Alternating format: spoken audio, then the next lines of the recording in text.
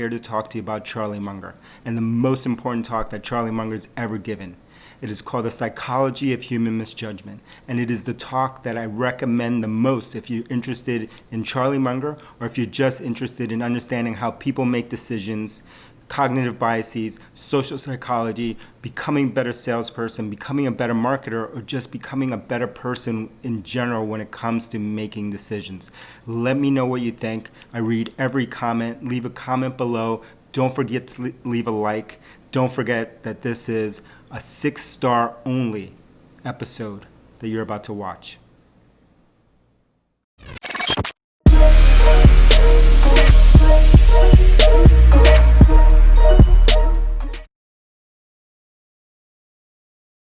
Well, I am very interested in the subject of human misjudgment, and Lord knows I've created a good bit of it. I don't think I've created my full statistical share, and I think that one of the reasons was that I tried to do something about this terrible ignorance I left the Harvard Law School with when I saw this patterned irrationality, which was so extreme.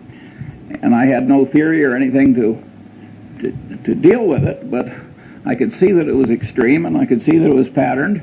I just started to create my own system of psychology, partly by casual reading, but largely from personal experience. And I used that pattern to help me get through life.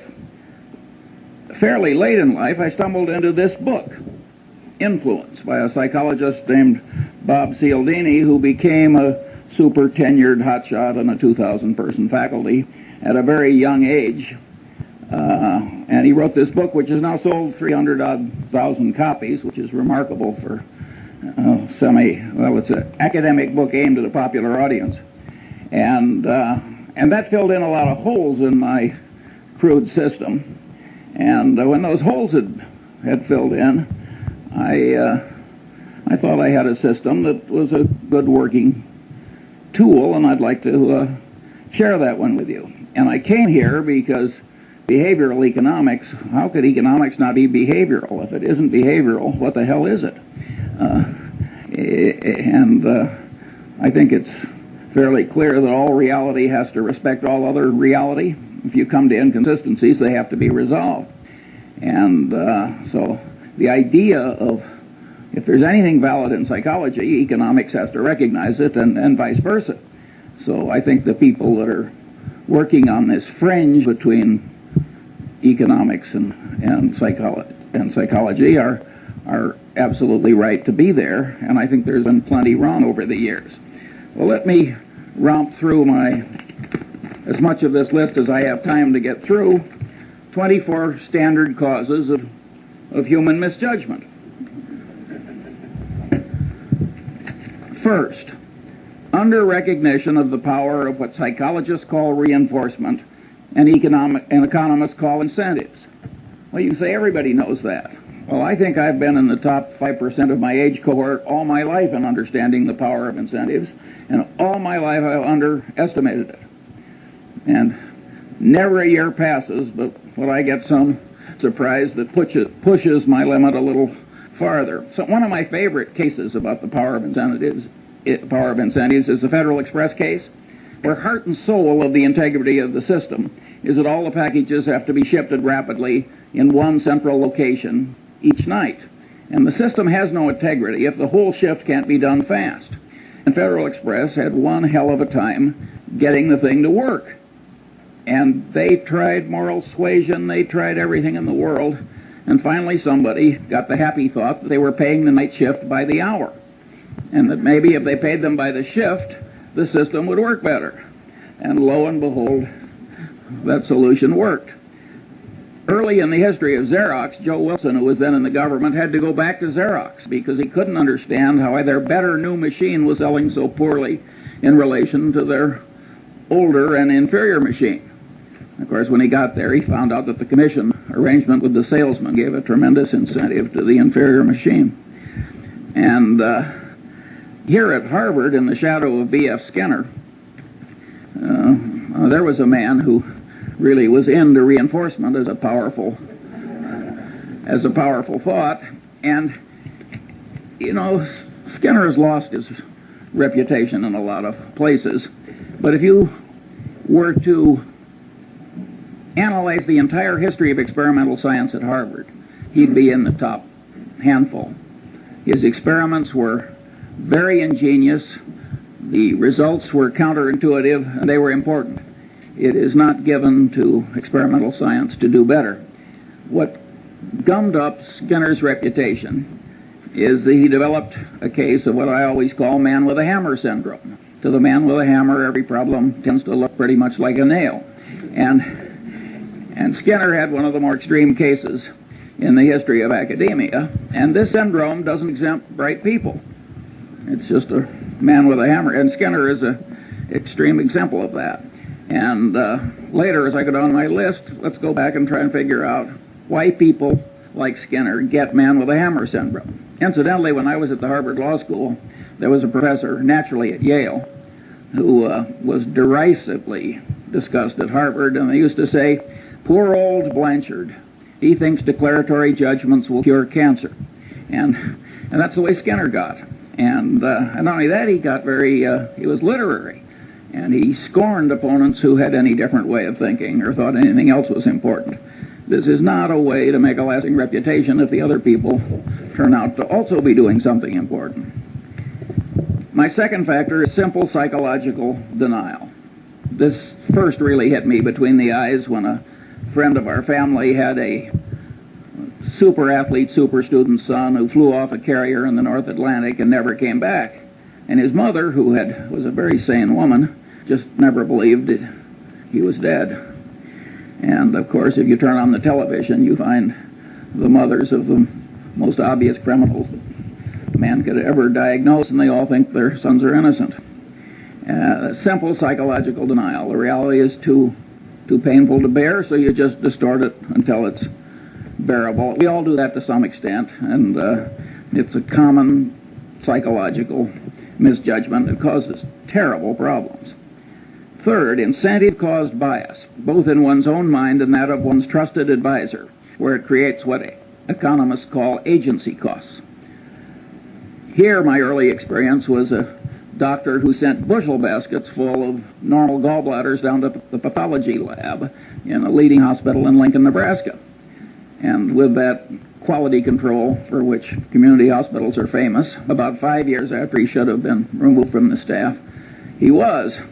And one of the old doctors who participated in the removal was also a family friend. And I asked him, I said, "Tell me, did he think here's a way for me to exercise my talents?" This guy was very skilled, technically, and make a high living by doing a few maimings and murders every year, along with some frauds. He said, "Hell no, Charlie." He thought that the gallbladder was the source of all medical evil, and that if you really loved your patients, you couldn't get that organ out rapidly enough. Now, that's an extreme case, but in lesser strength, it's present in every profession and in every human being, and it causes perfectly terrible behavior. If you take sales presentations of brokers of commercial real estate and businesses, I'm 70 years old. I've never seen one I thought was even within hailing distance of objective truth. And if you want to talk about the power of incentives and the power to rationalize terrible behavior, after the Defense Department had enough experience with cost-plus percentage of cost contracts, the reaction of our republic was to make it a crime for the federal government to write one. And not only a crime, but a felony. And by the way, the government's right. But a lot of the way the world is run, including most law firms and a lot of other places, they've still got a cost plus percentage of cost system. And human nature, with its version of what I call incentive-caused bias, causes this terrible abuse. And many of the people who are doing it, you would be glad to have marry into your family compared to what you're otherwise going to get. Now, there are huge implications from the fact that human mind is put together this way, and that is that people who create things like cash registers, which make misbehavior hard, are some of the effective saints of our civilization. And the cash register was a great moral instrument when it was created. And Patterson knew that, by the way. He had a little store, and the people were stealing him blind and never made any money, and people sold him a couple of cash registers, and it went to profit immediately. And, of course, he closed the store and went into the cash register business. And with results which are so this is a huge, important thing. If you read the psychology text, you will find that if they're 1,000 pages long, there's one sentence. Somehow incentive-caused bias has escaped the standard survey course in psychology.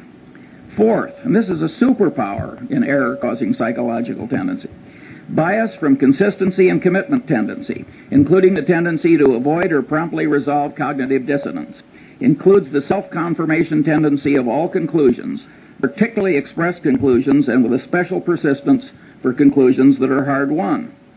But what I'm saying here is that the human mind is a lot like the human egg, and the human egg has a shut-off device. When one sperm gets in, it shuts down so the next one can't get in. The human mind has a big tendency of the same sort. And here again, it doesn't just catch ordinary mortals, it catches the deans of physics. According to Max Planck, the really innovative, important new physics was never really accepted by the old guard. Instead, a new guard came along that was less brain-blocked by its previous conclusions. And if Max Planck's crowd had this consistency and commitment tendency that kept their old conclusions intact in spite of disconfirming evidence, you can imagine what the crowd that you and I are part of behaves like. And of course, if you make a public disclosure of your conclusion, you're pounding it in to your own head.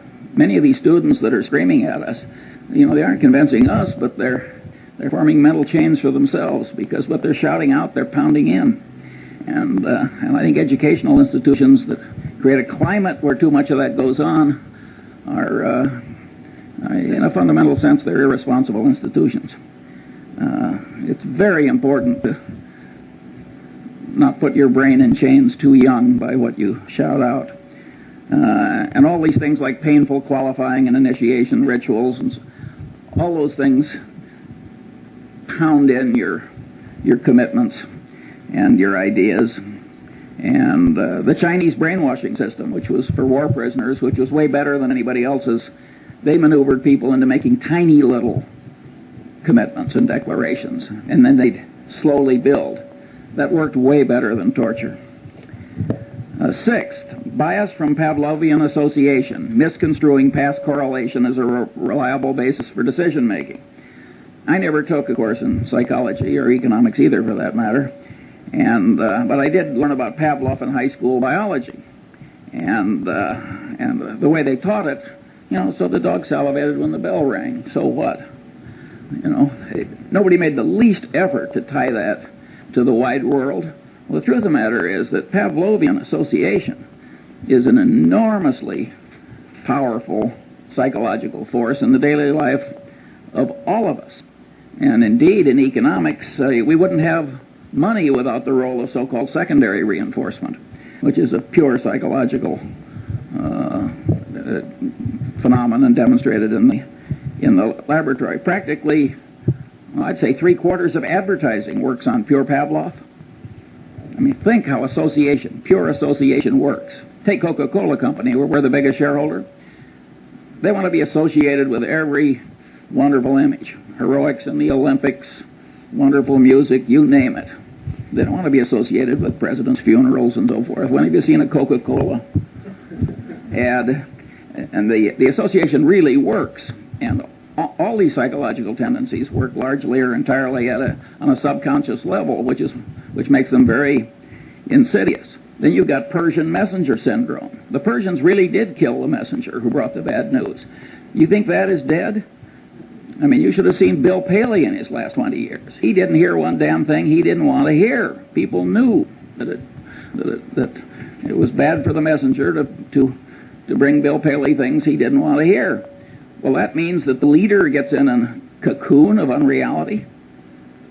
And it's a great big enterprise, and boy, did he make some dumb decisions in the last 20 years.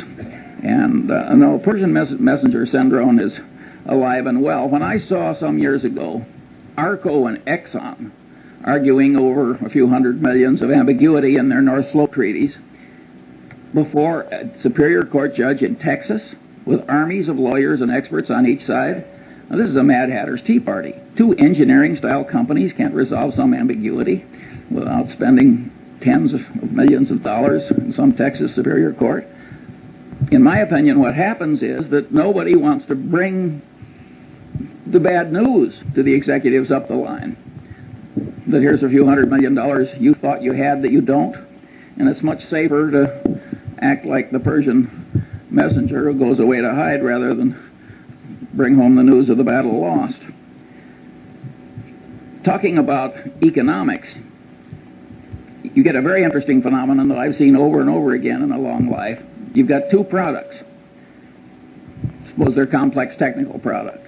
Now you think under the laws of economics that if product A costs X, if product Y costs X minus something, it will sell better than if it sells at X plus something.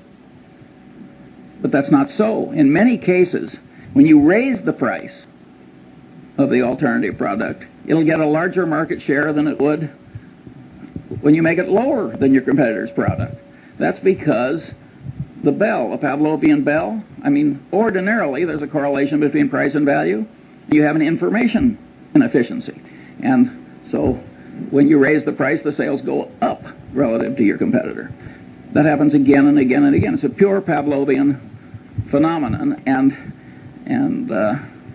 you can say, well, the economists have figured this sort of thing out when they started talking about information inefficiencies. But that was fairly late in economics that they found such an obvious thing. And of course, most of them don't ask what causes the information inefficiencies. Well, one of the things that causes it is pure old Pavlov and his dog. Now you've got bias from Skinnerian association, operant conditioning, where you give the dog a reward and pound in the behavior that preceded the dog's getting the award. And of course, Skinner was able to create superstitious pigeons by having rewards come, by accident with certain occurrences. And of course, we all know people who are the human equivalents of superstitious pigeons. That's a very powerful phenomenon. And of course, operant conditioning really works. The people in the center who think that operant conditioning is important are very much right. It's just that Skinner overdid it a little. Where you see in business just perfectly horrible results from psychologically rooted tendencies is in accounting. If you take Westinghouse, which blew $2 or $3 billion pre-tax at least, loaning developers to build hotels and virtually 100% loans. Now you say any idiot knows that there's one thing you don't like, it's a developer, and another you don't like, it's a hotel. And to make 100% loan to a developer who's going to build a hotel. But this guy, he probably was an engineer or something, and he didn't take psychology any more than I did, and he got out there in the hands of these slick salesmen operating under their version of incentive-caused bias, where any damn way of getting Westinghouse to do it was considered normal business, and they just blew it. That would never have been possible if the accounting system hadn't been such that for the initial phase of every transaction, it showed wonderful financial results. So people who have loose accounting standards are just inviting perfectly horrible behavior in other people, and it's a sin. It's an absolute sin. If you carried bushel baskets full of money through the ghetto and made it easy to steal, that would be a considerable human sin, because you'd be causing a lot of bad behavior, and the bad behavior would spread. Similarly, an institution that gets sloppy accounting commits a real human sin, and it's also a dumb way to do business, as Westinghouse has so wonderfully proved. Oddly enough, nobody mentions, at least nobody I've seen, what happened with Joe Jett and Kidder Peabody. The truth of the matter is the accounting system was such that by punching a few buttons, the Joe Jetts of the world could show profits, and profits that showed up in things that resulted in rewards and esteem and every other thing that human being. Well, the Joe Jetts are always with us. and they're not really to blame, in my judgment at least.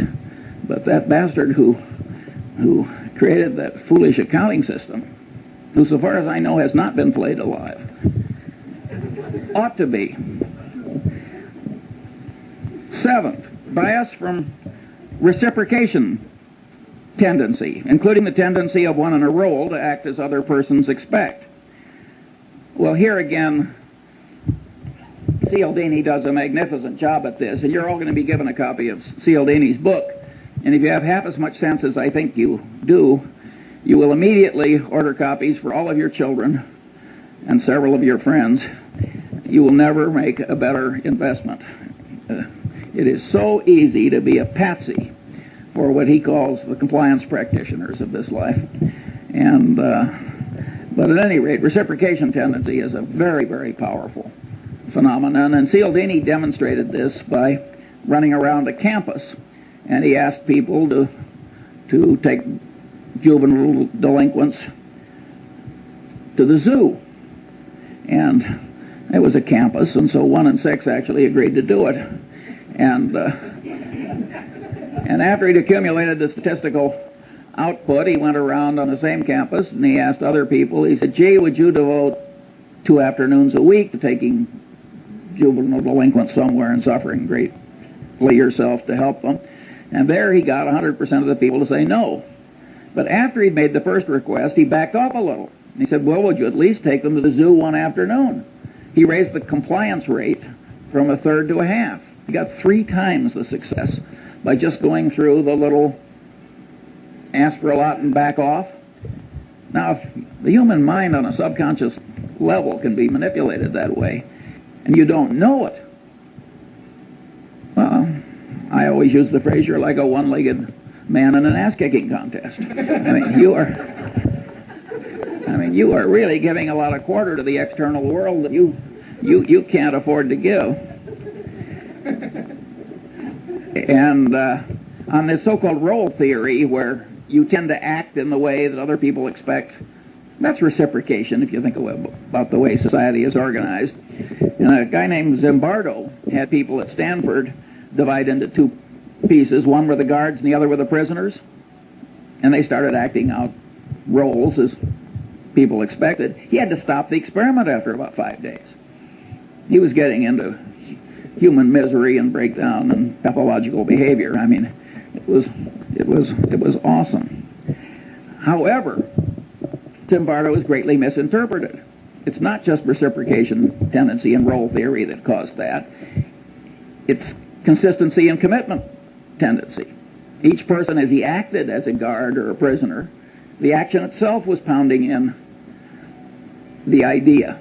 Wherever you turn, this consistency and commitment tendency is affecting you. In other words, what you think may change what you do, but perhaps even more important, what you do will change what you think. And you can say everybody knows that. I want to tell you I didn't know it well enough early enough. 8. Now this is a Lollapalooza, and Henry Kaufman wisely talked about this. Bias from over-influence by social proof, that is, the conclusions of others, particularly under conditions of natural uncertainty and stress. And here, one of the cases the psychologist used is Kitty Genovese, where all these people, I don't know, 50, 60, 70 of them just sort of sat and did nothing while she was slowly murdered. Now, one of the explanations is everybody looked at everybody else and nobody else was doing anything, and so there's automatic social proof that the right thing to do is nothing. That's not a good enough explanation for Kitty Genovese, in my judgment. That's only part of it. There are microeconomic ideas in gain-loss ratios and so forth that also come into play. I think time and time again in reality, psychological notions and economic notions interplay. And the man who doesn't understand both is a damn fool. Big shot businessmen get into these waves of social proof. Do you remember some years ago when one oil company bought a fertilizer company? And every other major oil company practically ran out and bought a fertilizer company. And there was no more damn reason for all these oil companies to buy fertilizer companies. But they didn't know exactly what to do, and if Exxon was doing it, it was good enough for Mobil or vice versa. And of course, I think they're all gone now. It was a total disaster. Now let's talk about efficient market theory, a wonderful economic doctrine that had a long vogue in spite of the experience of Berkshire Hathaway. In fact, one of the economists who won, he shared a Nobel Prize. And as he looked at Berkshire Hathaway year after year, which people would throw in his face as saying maybe the market isn't quite as efficient as you think, he said, well, it's a 2 sigma event. And then he said, we were a 3 sigma event. And then he said, we were a 4 sigma event. And he finally got up to 6 sigmas. Better to add a sigma than change a theory, just because the evidence comes in differently. And of course, when this share of a Nobel Prize went into money management himself, he sank like a stone. If you think about the doctrines I've talked about, namely, one, the power of reinforcement. After all, you do something and the market goes up and you get paid and rewarded and applauded and what have you. You're getting a lot of reinforcement if you make a bet in a market and the market goes with you. Also, there's social proof. I mean, the prices in the market are the ultimate form of social proof, reflecting what other people think. And so the combination is very powerful. Why would you expect general market levels to always be totally efficient, say even in 1973-4 at the pit, or in 1972 or whatever it was when the Nifty 50 were in their heyday? If these psychological notions are correct, you would expect some waves of irrationality, which carry general levels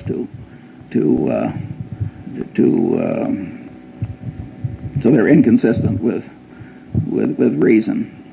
9, what made these economists love the efficient market theory is the math was so elegant.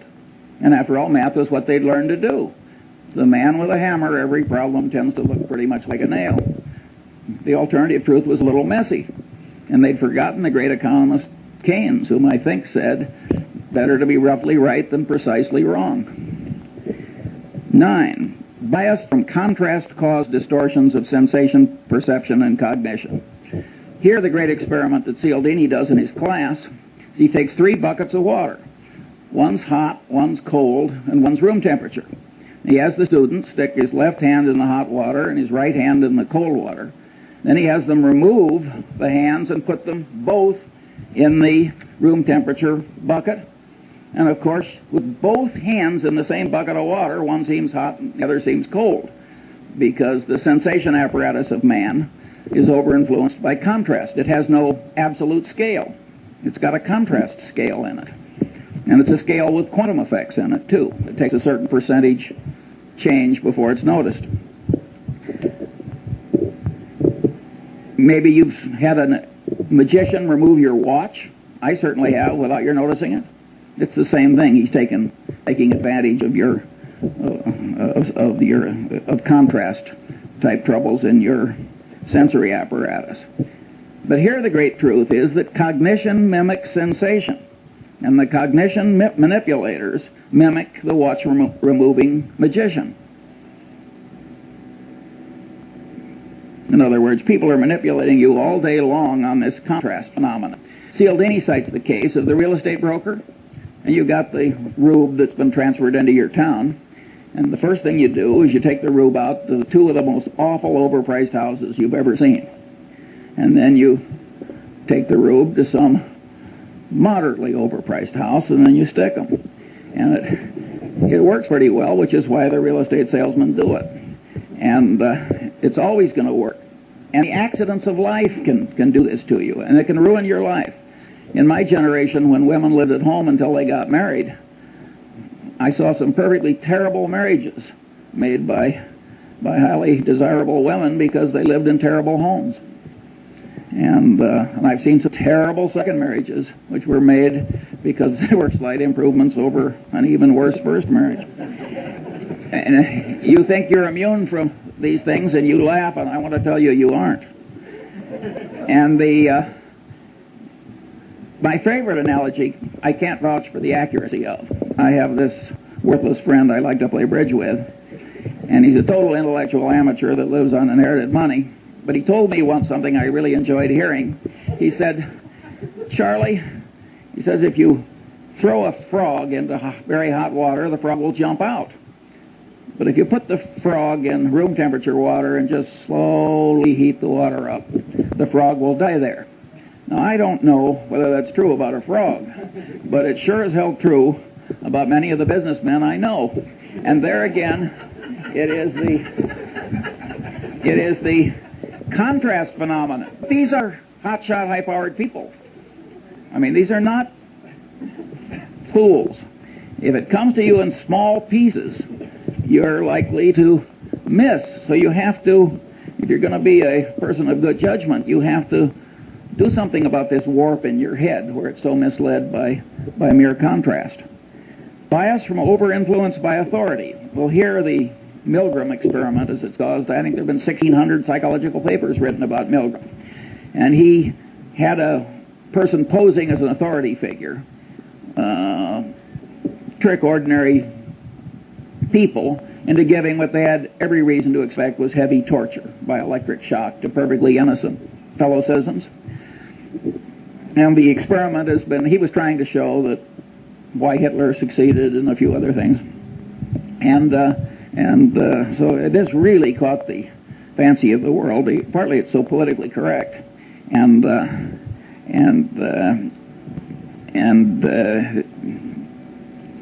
Over-influence by authority has another you'll like this one. You got a pilot and a co-pilot. The pilot is the authority figure. They don't do this in airplanes, but they've done it in simulators. They have the pilot do something where the co-pilot, who's been trained in simulators a long time, he knows he's not to allow the plane to crash. They have the pilot to do something where an idiot co-pilot would know the plane was going to crash, but the pilot's doing it and the co-pilot is sitting there and the pilot is the authority figure. 25% of the time the plane crashes. I mean, this is a very powerful psychological tendency. It's not quite as powerful as some people think, and I'll get to that later. 11, bias from deprival superreaction syndrome, including bias caused by present or threatened scarcity, including threatened removal of something almost possessed but never possessed. Here I took the Munger dog. Lovely, harmless dog. The only way to get that dog to bite you was to try and take something out of its mouth after it was already there. And any of you who've tried to do takeaways in labor negotiations will know that the human version of that dog is there in all of us. And I had a predecessor on a little island where I have a house, and his next door neighbor put a little pine tree in that was about 3 feet high, and it turned his 180-degree view of the harbor into 179 3/4. Well, they had a blood feud like the Hatfields and McCoys, and it went on and on and on. And I mean, people are really crazy about minor decrements down. And then, if you act on them, you get into reciprocation tendency, because you don't just reciprocate affection, you reciprocate animosity, and the whole thing can escalate. And so, huge insanities can come from just subconsciously overweighing the importance of what you're losing or almost getting and not getting. And the extreme business case here was New Coke. Now, Coca-Cola has the most valuable trademark in the world. We're the major shareholder. I mean, I think we understand that trademark. Coke has armies of brilliant engineers, lawyers, psychologists, advertising executives, and so forth. And they had a trademark on a flavor, and they'd spent the better part of 100 years getting people to believe that trademark had all these intangible values too. And people associated it with a flavor. And so they were going to tell people not that it was improved, because you can't improve a flavor. If a flavor is a matter of taste, I mean, you may improve a detergent or something, but telling you're going to make a major change in a flavor. I mean, so they got this huge deprival superreaction syndrome. Pepsi was within weeks of coming out with old Coke in a Pepsi bottle, which would have been the biggest fiasco in modern times. Perfect insanity. And by the way, both Goizueta and Keogh are just wonderful about it. I mean, they just joke. I mean, they don't... Keogh always says, I must have been away on vacation. He participated in every single... He's a wonderful guy. And by the way, Goizueta is a wonderful, smart guy, an engineer. smart people make these terrible boners. How can you not understand deprival superreaction syndrome? But people do not react symmetrically to loss and gain. Now, maybe a great bridge player like Zeckhauser does, but that's a trained response. Ordinary people, subconsciously affected by their inborn tendencies. Bias from envy, jealousy. Well, envy, jealousy made what, 2 out of the 10 commandments? Those of you who have raised siblings, you know about or tried to run a law firm or investment bank or even a faculty. I've heard Warren say a half a dozen times, it's not greed that drives the world, but envy. Here again, you go through the psychology survey courses, and you go to the index, envy, jealousy, 1,000-page book. It's blank. There's some blind spots in academia, but it's an enormously powerful thing, and it operates to a considerable extent on a subconscious level, and anybody who doesn't understand it is taking on defects he shouldn't have. Bias from chemical dependency. Well, we don't have to talk about that. We've all seen so much of it, but it's interesting how it always causes moral breakdown if there's any need, and it always involves massive denial. So it aggravates what we talked about earlier in the aviator case, the tendency to distort reality so that it's endurable. Bias from misgambling compulsion. Well, here Skinner made the only explanation you'll find in the standard psychology survey course. He, of course, created a variable reinforcement rate for his pigeons, his mice, and he found that would pound in the behavior better than any other reinforcement pattern. And he says, aha, I've explained why gambling is such a powerful, addictive force in a civilization. I think that is, to a very considerable extent, true. But being Skinner, he seemed to think that was the only explanation. But the truth of the matter is that the devisers of these modern machines and techniques know a lot of things that Skinner didn't know. For instance, a lottery. You have a lottery where you get your number by lot, and then somebody draws a number by lot. It gets lousy play. You get a lottery where people get to pick their number, get big play. Again, it's this consistency and commitment thing. People think that if they've committed to it, it has to be good. And the minute they've picked it themselves, it gets an extra validity.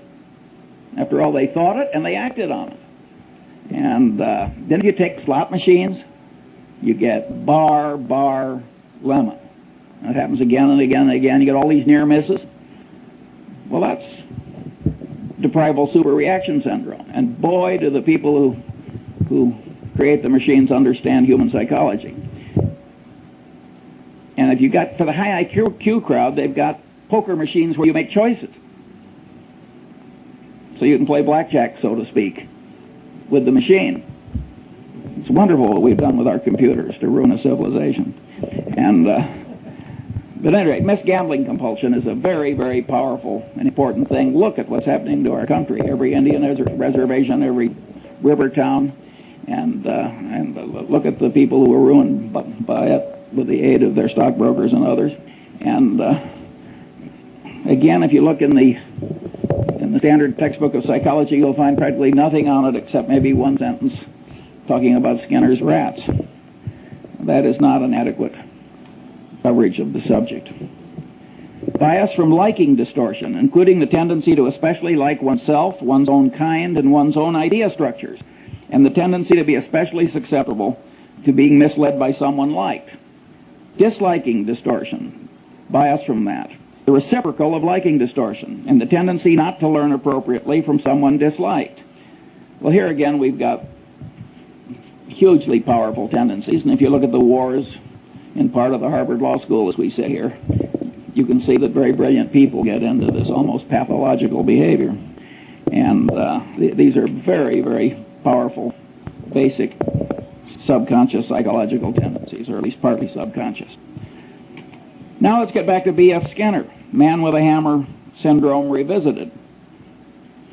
Why is man with the hammer syndrome always present? Well, if you stop to think about it, it's incentive-caused bias. His professional reputation is all tied up with what he knows. He likes himself and he likes his own ideas, and he's expressed them to other people. Consistency and commitment, tendency. I mean, you got 4 or 5 of these elementary psychological tendencies combining to create this man with a hammer syndrome. And once you realize that you can't really buy your thinking done, partly you can, but largely you can't in this world, you have learned a lesson that's very useful in life. George Bernard Shaw said, and had a character say in The Doctor's Dilemma, in the last analysis, every profession is a conspiracy against the laity. But he didn't have it quite right, because it isn't so much a conspiracy as it is a subconscious psychological tendency. The guy tells you what is good for him. He doesn't recognize that he's doing anything wrong any more than that doctor did when he was pulling out all those normal gallbladders. And he believes that his own idea structures will cure cancer. And he believes that the demons that he's the guardian against are the biggest demons and the most important ones. And in fact, they may be very small demons compared to the demons that you face.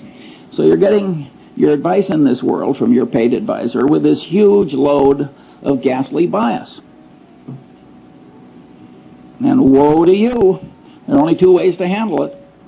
You can hire your advisor and then just apply a windage factor, like I used to do when I was a rifle shooter. I just adjust for so many miles an hour of wind. Or you can learn the basic elements of your advisor's trade. You don't have to learn very much, by the way, because you learn just a little, and then you can make him explain why he's right. And those 2 tendencies will take part of the warp out of the thinking you've tried to hire done. By and large, it works terribly. I have never seen a management consultant's report in my long life that didn't end with the following paragraph: what this situation really needs is more management consulting. Never once. I always turn to the last page. Of course, Berkshire Hathaway doesn't hire them, so I only do this on sort of a voyeuristic basis. Sometimes I'm in a non-profit where some idiot hires one.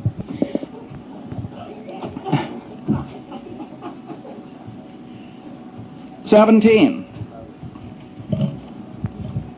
Bias from the non-mathematical nature of the human brain in its natural state, as it deals with probabilities employing crude heuristics, and is often misled by mere contrast, a tendency to overweigh conveniently available information, and other psychologically rooted misthinking tendencies on this list, when the brain should be using the simple probability mathematics of Fermat and Pascal, applied to all reasonably obtainable and correctly weighted items of information that are of value in predicting outcomes.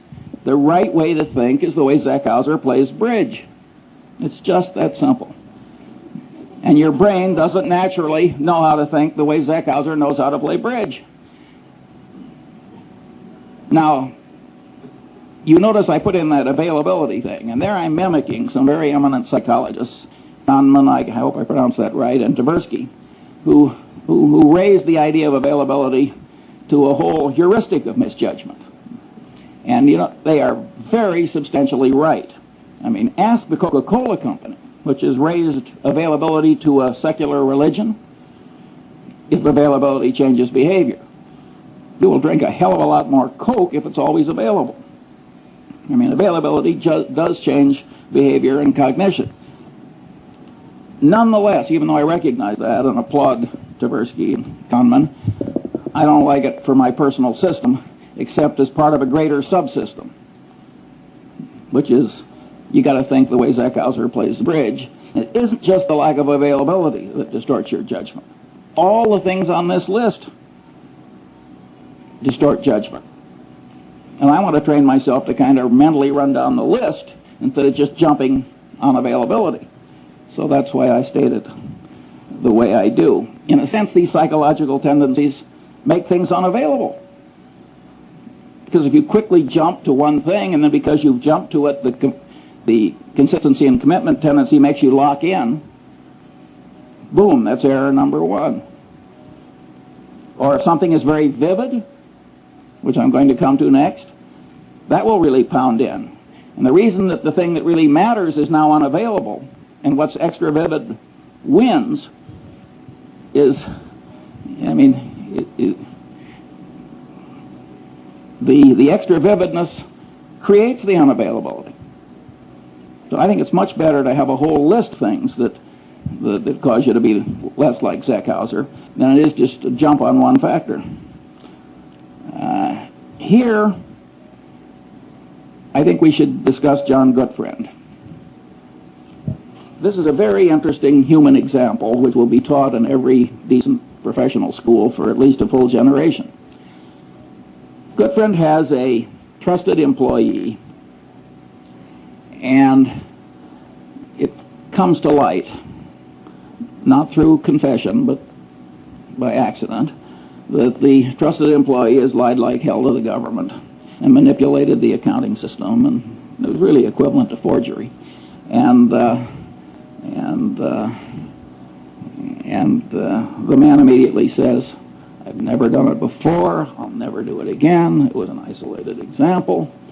And of course it was obvious that he was trying to help the government as well as himself, because he thought the government had been dumb enough to pass a rule that he'd spoken against.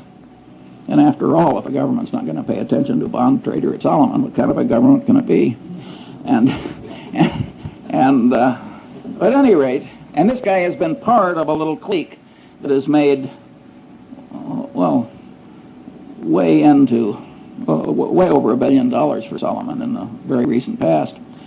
And it's a little handful of people. And so there are a lot of psychological forces at work. And you know the guy's wife, and he's right in front of you, and there's human sympathy, and he's sort of asking for your help, which is a form which encourages reciprocation, and there are all these psychological tendencies are working, plus the fact he's part of a group that will made a lot of money for you. At any rate, Gutfriend does not cashier the man. And of course, he had done it before, and he did do it again.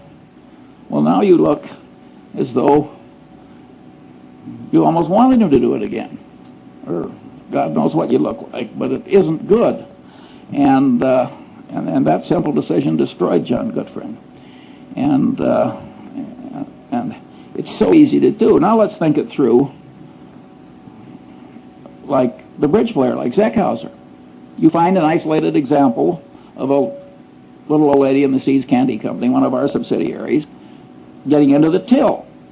And what does she say? "I never did it before, I'll never do it again, this is going to ruin my life, please help me." And you know her children and her friends, and she's been around 30 years, and standing behind the candy counter with swollen ankles, and you're an old lady, it isn't that glorious a life. And you're rich and powerful, and there she is. "I never did it before, I'll never do it again." Well, how likely is it that she never did it before? If you're going to catch 10 embezzlements a year, what are the chances that any one of them, applying what Tversky and Kahneman call baseline information, will be somebody who only did it this once? And the people who have done it before and are going to do it again, what are they all going to say? Well, in the history of the Seas Candy Company, they always say, "I never did it before, and I'm never going to do it again." And we cashier them. It would be evil not to, because terrible behavior spreads. Remember, what was it, Serpico? I mean, you let that stuff, you got social proof, you got incentive caused bias, you got a whole lot of psychological factors that will cause the evil behavior to spread. And pretty soon the whole your place is rotten, the civilization is rotten. It's not the right way to behave. And I will admit that when I knew the wife and children, I have paid severance pay when I fire somebody for taking a mistress on an extended foreign trip. It's not the adultery I mind, it's the embezzlement. But there, I wouldn't do it where Goodfriend did it, where they've been cheating somebody else on my behalf. There, I think you have to cashier. But if they're just stealing from you and you get rid of them, I don't think you need the last ounce of vengeance. In fact, I don't think you need any vengeance. I don't think vengeance is much good. Now we come bias from over-influence by extra vivid evidence. Here's one that I'm at least $30 million poorer as I sit here giving this little talk, because I once bought 300 shares of a stock, and the guy called me back and said, I've got 1,500 more. I said, will you hold it for 15 minutes while I think about it? And the CEO of this company, I have seen a lot of vivid peculiarities in a long life, but this guy set a world record. I'm talking about the CEO, and I just misweighed it. The truth of the matter is his situation was foolproof. He was soon going to be dead. I turned down the extra 1,500 shares, and it's now cost me $30 million, and that's life in the big city. And it wasn't something where stock was generally available. And so it's very easy to misweigh the vivid evidence, and Goodfriend did that when he looked into the man's eyes and forgave the colleague. And 22, stress-induced mental changes, small and large, temporary and permanent.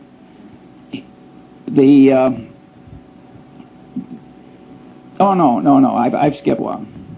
Mental confusion caused by information not arrayed in the mind in theory structures, creating sound generalizations developed in response to the question, why? Also misinfluence from information that apparently but not really answers the question, why? Also failure to obtain deserved influence caused by not properly explaining why. Well, we all know people who flunk, and they try and memorize, and they try and spout back, and it doesn't work. The brain doesn't work that way. You've got to array facts on theory structures answering the question, why? If you don't do that, you cannot handle the world. And now we get to Forstein, who was the general counsel of Salomon when Goodfriend made his big error. And Forstein knew better. He told Goodfriend, you have to report this as a matter of morality and prudent business judgment.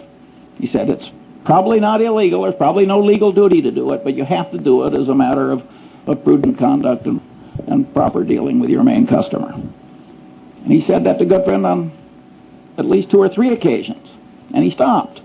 And of course the persuasion failed, and when Goodfriend went down, Forstein went with him, and it ruined a considerable part of Forstein's life. Well, Forstein was a member of the Harvard Law Review who made an elementary psychological mistake. You want to persuade somebody, you really tell them why. And what have we learned in lesson 1? Incentives really matter. He should have told, and vivid evidence really works. He should have told Goodfriend, you are likely to ruin your life and disgrace your family and lose your money. And is Mosier worth this? I know both men, that would have worked. So Forstein flunked elementary psychology, this very sophisticated, brilliant lawyer. But don't you do that. It's not very hard to do, just to remember that why is terribly important. Other normal limitations of sensation, memory, cognition, and knowledge, well, I don't have time for that. Stress-induced mental changes. Here my favorite example is the great Pavlov, and he had all these dogs in cages which had all been conditioned into changed behaviors. And the great Leningrad flood came, and just went right up, and the dog's in a cage, and the dog had as much stress as you can imagine a dog ever having. And the water receded in time to save some of the dogs, and Pavlov noted that they'd had a total reversal of their conditioned personality. Well, being the great scientist he was, he spent the rest of his life giving nervous breakdowns to dogs. And he learned a hell of a lot that I regard as very interesting. I have never known any Freudian analyst who knew anything about the last work of Pavlov. And I never met a lawyer who understood that what Pavlov found out with those dogs had anything to do with programming and deprogramming and cults and so forth. I mean, the amount of elementary psychological ignorance is out there in high levels is very substantial. Then we've got other common mental illnesses and declines, temporary and permanent, including the tendency to lose ability through disuse. And then I've got mental and organizational confusion from say-something syndrome. And here my favorite thing is the bee, the honeybee. And the honeybee goes out and finds the nectar, and he comes back, he does a dance that communicates to the other bees where the nectar is, and they go out and get it. Well, some scientist who was clever, like B.F. Skinner, decided to do an experiment. He put the nectar straight up, way up. Well, in a natural setting, there is no nectar way the hell straight up. And the poor honeybee doesn't have a genetic program that is adequate to handle what he now has to communicate. And you'd think the honeybee would come back to the hive and slink into a corner. But he doesn't. He comes into the hive and does this incoherent dance. And all my life I've been dealing with the human equivalent of that honeybee. And it's a very important part of human organization to set things up so the noise and the reciprocation and so forth of all these people who have what I call say-something syndrome don't really affect the decisions. Now, the time has come to ask 2 or 3 questions. This is the most important question in this whole talk. What happens when these standard psychological tendencies combine? What happens when the situation or the artful manipulation of man causes several of these tendencies to operate on a person toward the same end at the same time? The clear answer is the combination greatly increases power to change behavior compared to the power of merely one tendency acting alone. Examples are Tupperware parties. Tupperware has now made billions of dollars out of a few manipulative psychological tricks. It was so schlock that directors of Justin Dart's company resigned when he crammed it down his board's throat. And he was totally right, by the way, judged by economic outcomes. Mooney conversion methods. Boy, do they work. He just combines 4 or 5 of these things together. The system of Alcoholics Anonymous. A 50% no drinking rate. Outcome when everything else fails. It's a very clever system that uses 4 or 5 psychological systems at once toward, I might say, a very good end. The Milgram Experiment. See, Milgram, it's been widely interpreted as mere obedience. But the truth of the matter is that the experimenter who got the students to give the heavy shocks in Milgram, he explained why. It was a false explanation. We need this to look for scientific truth and so on. That greatly changed the behavior of the people. And number 2, he worked them up. Tiny shock, little larger. So commitment and consistency tendency and the contrast principle were both working in favor of this behavior. So again, it's 4 different psychological tendencies.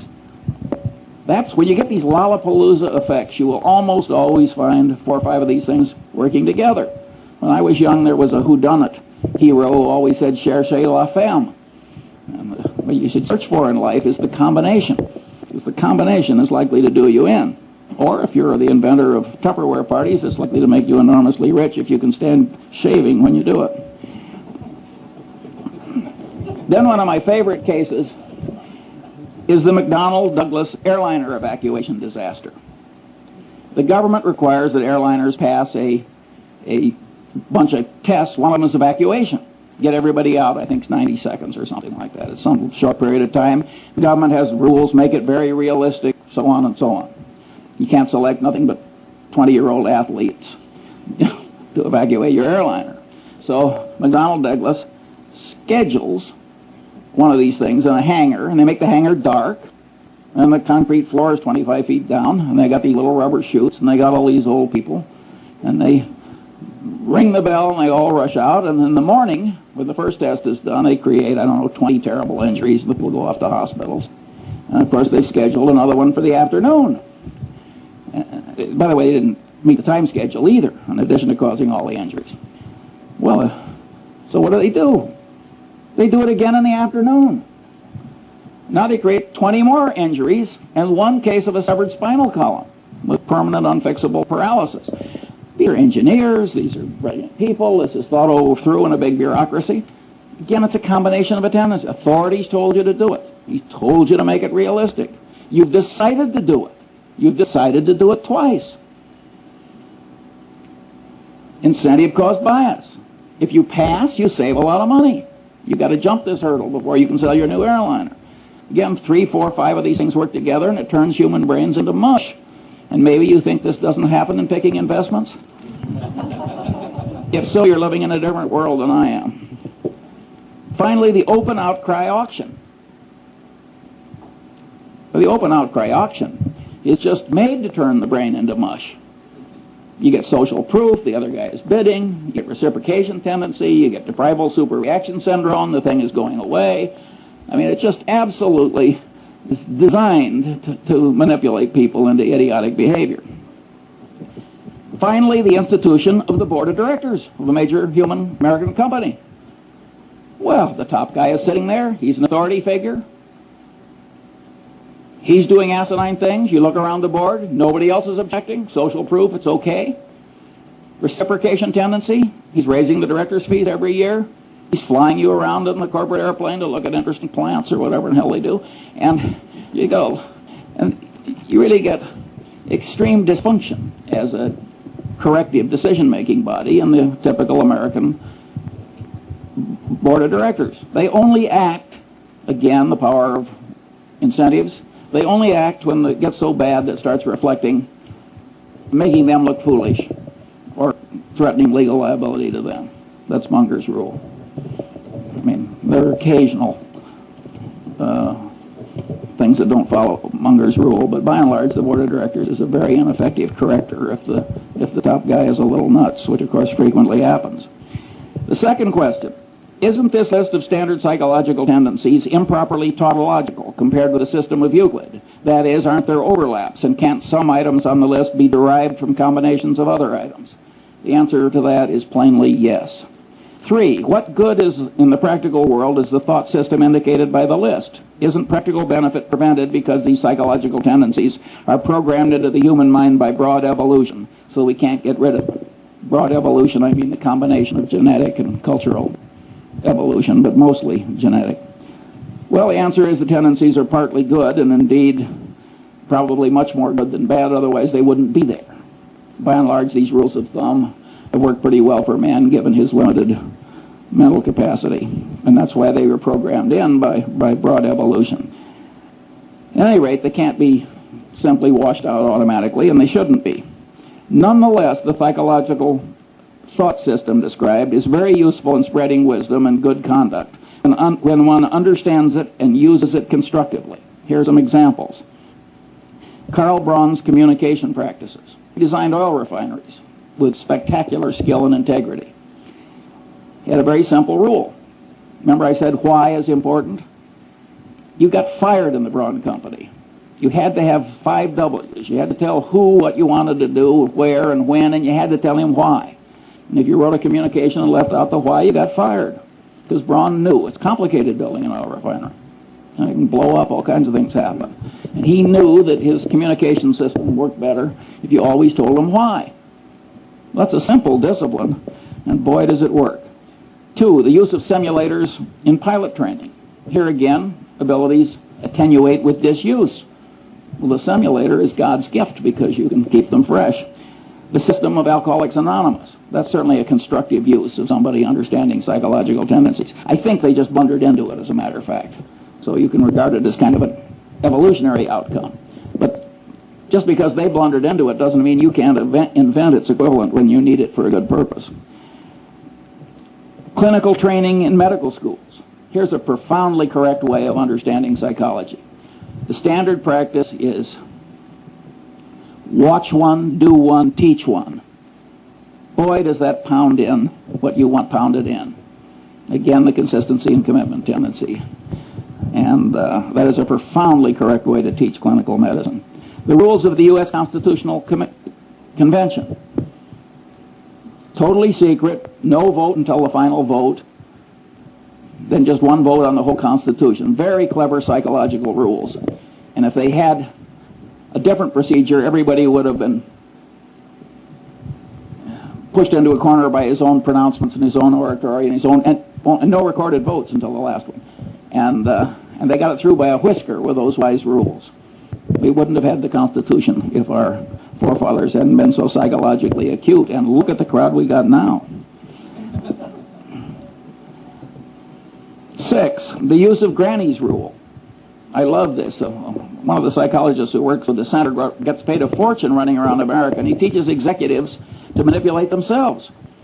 Now, Granny's rule is you don't get the ice cream unless you eat your carrots. Well, Granny was a very wise woman. That is a very good system. And so this guy, very eminent psychologist, he runs around the country telling executives to organize their day. So they force themselves to do what's unpleasant and important by doing that first and then rewarding themselves with something they really like doing.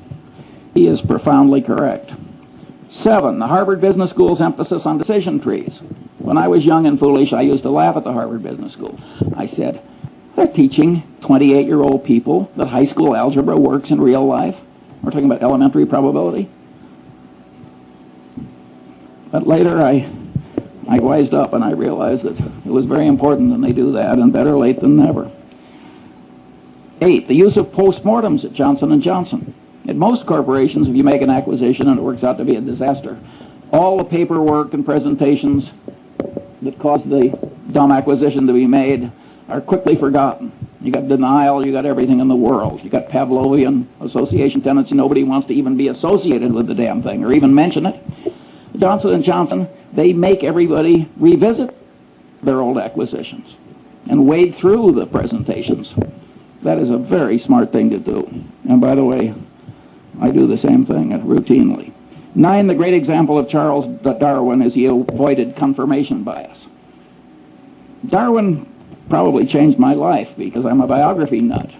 And when I found out the way he always paid extra attention to the disconfirming evidence and all these little psychological tricks, I also found out that he wasn't very smart by the standards, the ordinary standards of human acuity. Yet there he is, buried in Westminster Abbey. That's not where I'm going, I'll tell you. And I said, my God, here's a guy that, by all objective evidence, is not nearly as smart as I am, and he's in Westminster Abbey. He must have tricks I should learn. And I started wearing little hair shirts like Darwin to try and train myself out of these subconscious psychological tendencies that cause so many errors. It didn't work perfectly, as you can tell from listening to this talk, but it would have been even worse if I hadn't done what I did. And you can know these psychological tendencies and avoid being the patsy of all the people that are trying to manipulate you to your disadvantage, like Sam Walton. Sam Walton won't let a purchasing agent take a handkerchief from a salesman. He knows how powerful the subconscious reciprocation tendency is. That is a profoundly correct way for Sam Walton to behave. Then there's the Warren Buffett rule for open outcry auctions. Don't go. We don't go to the closed bid auctions, too, because that's a counterproductive way to do things ordinarily for a different reason, which Zeckhauser would understand. 4, what special knowledge problems lie buried in the thought system indicated by the list? Well, one is paradox. Now we're talking about a type of human wisdom that the more people learn about it, the more attenuated the wisdom gets. That's an intrinsically paradoxical kind of wisdom. But we have paradox in mathematics, and we don't give up mathematics. I say, damn the paradox. This stuff is wonderfully useful. And by the way, the granny's rule, when you apply it to yourself, is sort of a paradox in a paradox. The manipulation still works even though you know you're doing it. And I've seen that done by one person to another. I drew this beautiful woman as my dinner partner a few years ago, and I'd never seen her before, although she's married to a prominent Angelino, and she sat down next to me and she turned her beautiful face up and she said, Charlie, she said, what one word accounts for your remarkable success in life? Now, I knew I was being manipulated and that she'd done this before, and I just loved it. I never see this woman without a little lift in my spirits. And by the way, I told her I was rational.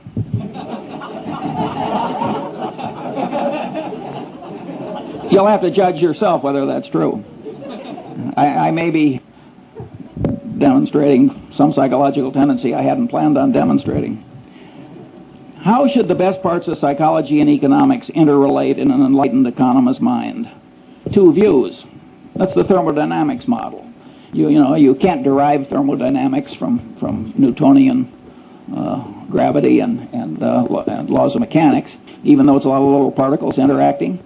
And here's this wonderful truth that you can sort of develop on your own. which is thermodynamics. And some economists, and I think Milton Friedman is in this group, but I may be wrong on that, sort of like the thermodynamics model. I think Milton Friedman, who has a Nobel Prize, is probably a little wrong on that. I think the thermodynamics analogy is overstrained. I think knowledge from these different soft sciences have to be reconciled to eliminate conflict. After all, there's nothing in thermodynamics that's inconsistent with Newtonian mechanics and gravity. And I think that some of these economic theories are not totally consistent with other knowledge, and they have to be bent, and I think that these behavioral economists are probably the ones that are bending them in a correct direction. Now, my prediction is, when the economists take a little psychology into account, that the reconciliation will be quite endurable. And here my model is the precession of the equinoxes. The world would be simpler for a long-term climatologist if the angle of the axis of the Earth's rotation compared to the plane of the ecliptic were absolutely fixed. But it isn't fixed. Over every 40,000 years or so, there's this little wobble, and that has pronounced long-term effects. Well, in many cases, what psychology is going to add is just a little wobble, and it will be endurable. Here I quote another hero of mine, who of course is Einstein, where he said, "The Lord is subtle but not malicious." And I don't think it's going to be that hard to bend economics a little to accommodate what's right in psychology. The final question is, if the thought system indicated by this list of psychological tendencies has great value, not widely recognized and employed, what should the educational system do about it? I am not going to answer that one now. I like leaving a little mystery. Have I used up all the time, so there's no time for questions? I think that what we're going to do is we're going to borrow a little bit of time from the end of today's summary of questions, and we're going to move it and allocate it to Charles Munger. That's definitely the thing. So when we have questions for 10 to 15 minutes, and then we'll ask other people questions most of the time. By the way, the dean of the Stanford Law School is here today, Paul Brest, and he is trying to create a course at the Stanford Law School that tries to work stuff similar to this into worldly wisdom for lawyers, which I regard as a profoundly good idea, and he wrote an article about it, and you'll be given a copy along with Cialdini's book. Questions? Yeah. Would we be able to get a copy of that list of 20 books? Yes. I presume there would be one curious man. And I have it, and I'll put it over there on the table, but don't take more than one, because I didn't anticipate such a big crowd. And if we run short, I'm sure the center is up to making other copies. And yeah. Well, let me just ask one question. If I had listened to this talk, I might have thought that you were a psychology professor. If I had listened to this talk, I might have thought that Charles Munger was a psychology professor operating in a business school. Every once in a while, on a micro issue, you told us how you would have dealt with one of these issues, for example, with the unfortunate lady from Seas. But you didn't tell us how these tendencies affected you in what's probably the most important, or one of the most important elements of your success, which was deciding where to invest your money. And I'm wondering if you might relate some of these principles to some of your past decisions that way. Well, of course, an investment decision in the common stock of a company frequently involves a whole lot of factors interacting. Usually, of course, there's one big, simple model. And a lot of those models are microeconomic. And I have a little list of, it wouldn't be nearly 24 of those, but I don't have time for that one. And I don't have too much interest in teaching other people how to get rich. My personal, and that isn't because I fear the competition or anything like that. Warren has always been very open about what he's learned, and I share that ethos. My personal behavior model is Lord Keynes. I wanted to get rich so I could be independent, and so I could do other things like give talks on the intersection of psychology and economics. I didn't want to turn it into a total obsession. Yeah. I was 24. Could you tell us the one rule that's most important? I would say the one thing that causes the most trouble is when you combine a bunch of these together, you get this Lollapalooza effect. And if you read the psychology textbooks, they don't discuss how these things combine, at least not very much. Do they multiply? Do they add? How does it work? I think it would be just an automatic subject for research, but it doesn't seem to turn the psychology establishment on. I think this is a man from Mars approach to psychology. I just reached in and took what I thought I had to have. That is a different set of incentives from rising in an economic establishment where the reward system, again, the reinforcement, comes from being a truffle hound. That's what Jacob Viner, the great economist, called it, the truffle hound. An animal so bred and trained for one narrow purpose that he wasn't much good at anything else. And that is the reward system in a lot of academic departments. It is not necessarily for the good. It may be fine if you want new drugs or something. You want people stunted in a lot of different directions so they can grow in one narrow direction. But I don't think it's good teaching psychology to the masses. In fact, I think it's terrible.